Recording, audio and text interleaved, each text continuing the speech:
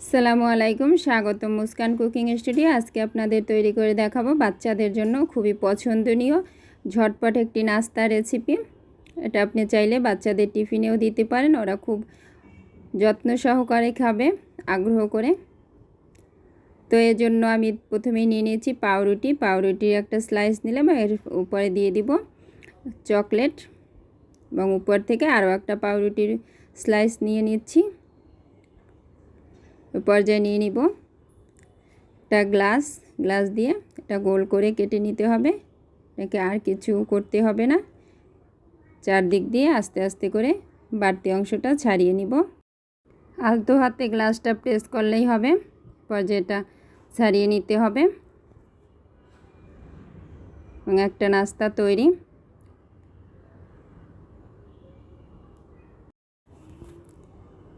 খুবই সহজভাবে এটা তৈরি করা যাবে, কোনো প্রকার ঝামেলা পোহানো ছাড়াই।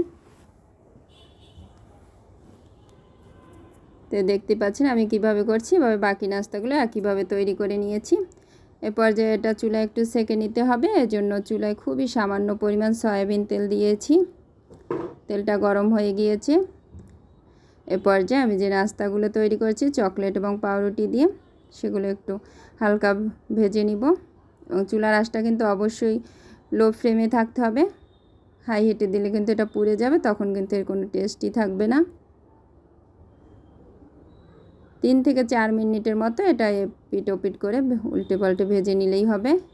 দেখতে পাচ্ছেন একটা সাইজে এরকম হালকা ব্রাউন কালার হবে। এরপর যে অপর সাইডটাও একইভাবে উল্টে দিব, দিয়ে এটা ভেজে নিব। খুবই কম সময় এ ধরনের নাস্তা তৈরি করা যায়। বাচ্চাদের টিফিনে এটা আপনি দিতে পারেন এবং খুবই সহজে তৈরি করতে পারবেন এবং খেতেও মজাদার হবে। চকলেট বাচ্চাদের অবশ্যই খুবই পছন্দের, তা আগ্রহের সহিত তারা টিফিনটা গ্রহণ করবে। তো এ ধরনের নাস্তা অবশ্যই তৈরি করতে পারেন। এরপর যে এটা ভাজা কমপ্লিট, এখন চুলা থেকে এটা নামিয়ে নিব।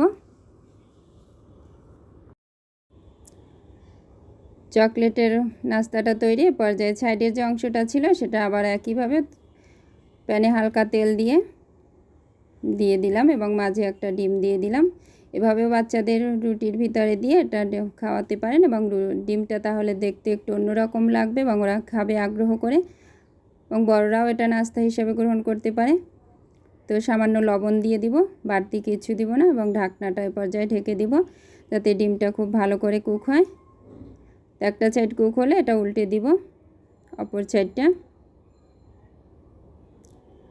উল্টে দিয়ে অপর সাইডটাও একইভাবে ভেজে নিব। তেলের পরিমাণটা কিন্তু খুবই সামান্য পরিমাণ দিতে হবে। তো ভাজা কমপ্লিট। এবার যেটা চুলা থেকে নামিয়ে নিব। কিভাবে আমি আরও দু একটা এটা তৈরি করে নিব।